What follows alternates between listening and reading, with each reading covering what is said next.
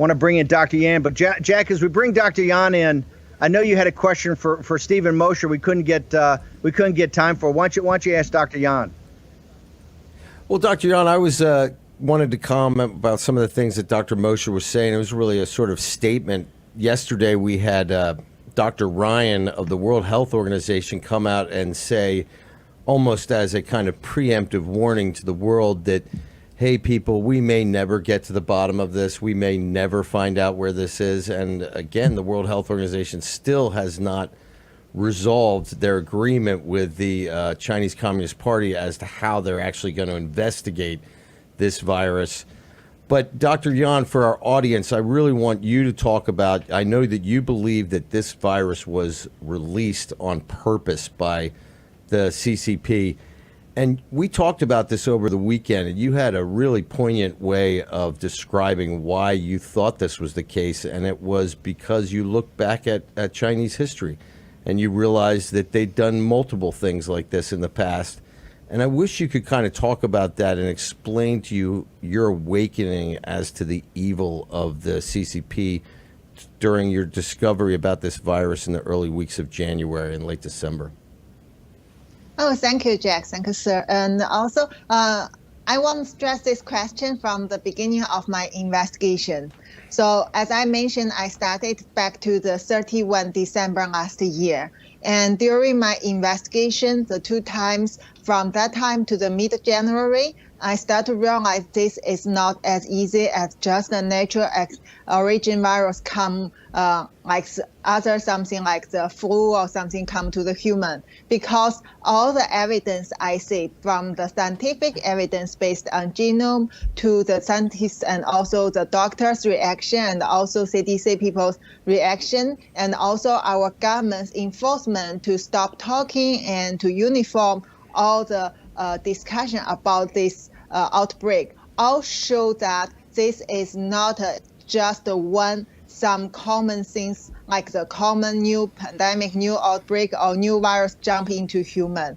Behind it, this is a big story that we need to figure out. And as I said, from the beginning, the China government tried to cover up all these things and mislead the information to the animals in the seafood market, and also try to postpone the diagnosis, try to delay the submission of the genome sequence to the world, and even later gave the wrong one and keep telling there is no human-to-human transmission. So image, if this is something come from nature and the government has no responsibility for that, why do they recruit such big force to stop people to understand what happened? Something come from nature is not a fault for the government, right? Even if people eat animals, we are not a single country that people eat some animals, right? And also back to their alternative choice, if this is an accident, come from some lab in China, then why don't our government, when they know it happened in even December or even early last year, why don't they try to stop it? From the early beginning, even this is a leakage, you can stop it, right? You diagnose all the people, you check them, check their close contact, and find out where it come from. Even for China government, if they don't want to admit this is a leakage at that time, they still can punish some people who should be responsible for that in the institute. No point to recruit WHO, recruit all the deep state people they had connected before in the world, in scientific world, and in even political world now, to get together to tell people something which is lie. Now we know there are so many lies, right? They don't need to hide this kind of truth if this is either natural origins or if it's a leakage. Dr. Yan, Jack, again, I wanted... Oh, go ahead, Steve. Go ahead, Jack. No, keep going, Jack. No, I wanted... You were talking to me over the weekend, and we were saying... I sort of took the position of Dr. Mosher. I said, I cannot understand how the Communist Party would do something like this on purpose.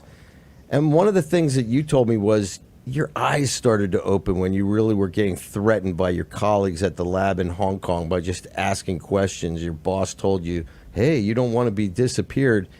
And you sort of implied to me that you don't think that there's any evil that they're not capable of. And when you look at their history, that should be proof to anybody that this is something that they are capable of and should not be discounted. Yes, exactly. I mean, this will be a long story because it involved all the 70 years history in our in China, and even extend to the 100 years history to Chinese Communist Party. And this, I cannot explain all the things in just one interview. But what I can tell people is we cannot understand, even I cannot understand why they behave like that, because we are human. We are too kind to understand this kind of evil things. But if you stay in China for years, you stay in mainland China, or you now come to Hong Kong, you will understand these things are far beyond their imagination. They can do whatever they want because this is a government, this is a regime. They have no other independent surveillance. No other force can control them. They own 1.4 billion Chinese people and now extend even to the world and use their money, use their power to control them, even now control to U.S. You know what I mean, right? We can see what happened in scientific field and in the big also big high level the officers. And for example, why do they stop HCQ, stop hydroxychloroquine application in the emergency use, right? And also, back to our Chinese history. For example, we know from 1959 to 1961, 3 years, we have something called natural disaster, which is a big starvation and lead to at least 30 million Chinese people dead. I still don't think we can see the real data back to that time. But what I can say is if you ask the Chinese people who stay in that period in China, all of them can tell you they know someone or their relatives or even the very close people in their family died of this kind of starvation. Our government don't give food to people. We still cannot understand why it happened. But even in my family, my grandpa's father died of that. And we have some relative or other known people died of this. We are in a big city in China. Still, we suffer like that. We cannot understand. Our government never admits the reason. So if you think people should understand the motive of the Chinese Communist Party and then to admit, this is the purposely to release this virus, then I think we still need to take a long time because most of people in the world are too nice. Dr. Yan, just hang on there for 1 second. We'll keep you over the break if we can. Jack, I know you got one more question, but I just want to ask Dr. Yan, I want to bring her back in. Dr. Yan, you said this when we first met you months and months ago, and then when you first came public, that you don't think there will ever be a vaccine for this. Dr. Trudeau said, hey, at most, it's going to be a vaccine that maybe solves 3 or 4 of these. Where do you think we stand until the CCP releases the original genome sequence? Do you think we'll ever get a vaccine? I don't think so. So let me stress this problem. So first, you should understand that vaccine is not just a magic term that you say, we have vaccine so we can get all the problem disappeared. No, it's not like that. Vaccine is a big issue that you have to fully study the pathogen and then understand the weakness and also understand how it reacts to human bodies and target this kind of result. You can develop some vaccine to overcome the pathogen. Now, first we can say we have a high mutant new coronavirus now. So this virus spread all over the world, and it's very difficult for us now to understand how many serotypes there are and how long they can induce the different type of antibodies, and these antibodies last for how long in humans' bodies, and whether these antibodies are all neutralizing the virus or just some antibody who does just work as partially protection or even no help for human bodies. We don't know all these answers. And also the other thing is back to the early stage of this outbreak from December to January to later, China government, we have a lot of patients, right? Thousands, but they first hide the numbers of cases, and also they don't provide the genome sequence to the world. So that means we have some chance at that time to study this virus fully, even before it go to the other countries like US for the big outbreak. But this critical information was hidden by Chinese government. They even asked people to destroy those viral samples. And I work in Hong Kong. The Chinese government even don't want to provide those samples for us to do the analyze. So basically, although they use our institute, but they still worry that the sample will come out, maybe like me, go to US to let people know what they have been done. And also the other thing is, very important thing is they never do only one strain of virus.